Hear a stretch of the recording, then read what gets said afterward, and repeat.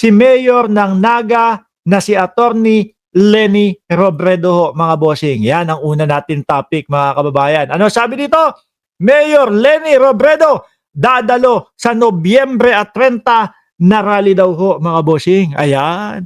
Kinumpirma ni Naga City Mayor Leni Robredo na dadalo siya sa malawakang rally sa darating na Nobyembre 30 kasabay ng paggunita ng Bonifacio Day.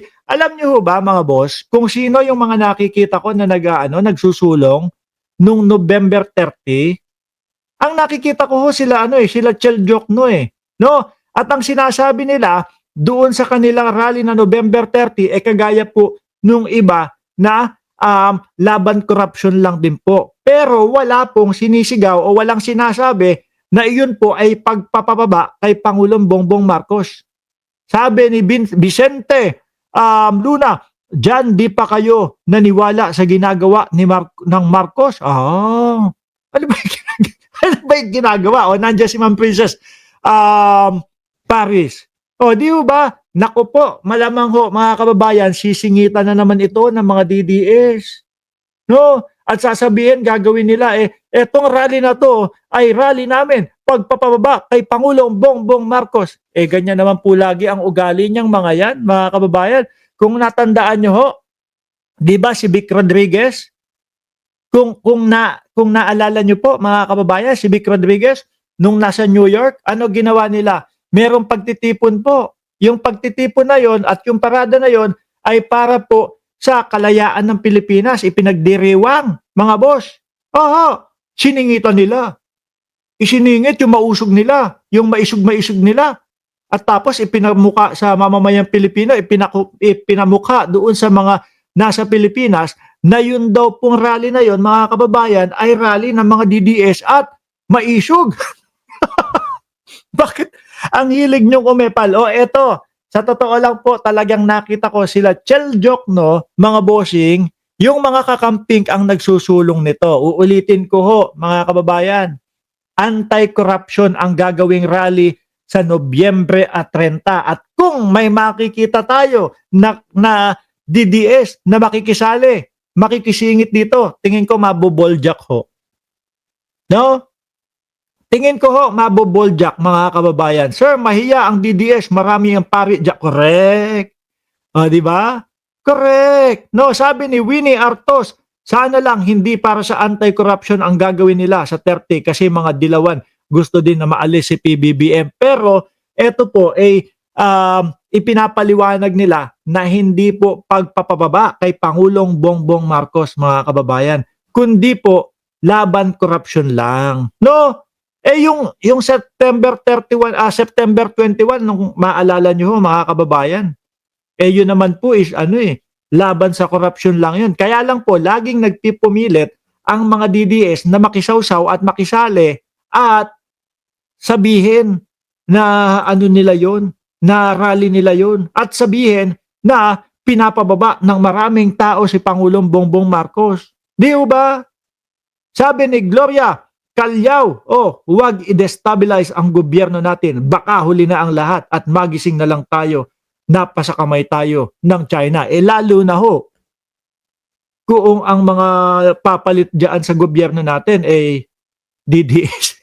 O kaya si Inday Sara Duterte, yun, panigurado ako, mga kababayan.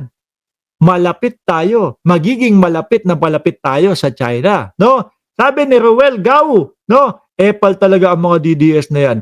Pesticide ang dapat sa kanila. Uulitin ko mga kababayan, pupunta si Attorney Leni Robredo doon, pero hindi po dahil gustong pababain si Pangulong Bongbong Marcos. Sinusulong yung paglaban sa korupsyon ng Pilipinas ho, mga bossing. Kinumpirma ni Naga City Mayor Leni Robredo na dadalo siya sa malawakang rally at darating sa Nobyembre 30. At isa pa ho, mga boss, yung mga DDS naman, naku, papansin lang. Papansin lang naman ho yung mga yan, mga boss. Tingnan nyo, pati yung sa INC, naboljak yung iba doon. Kasi sabi nung INC, hindi ito para sa pagpapaba kay Bongbong Marcos.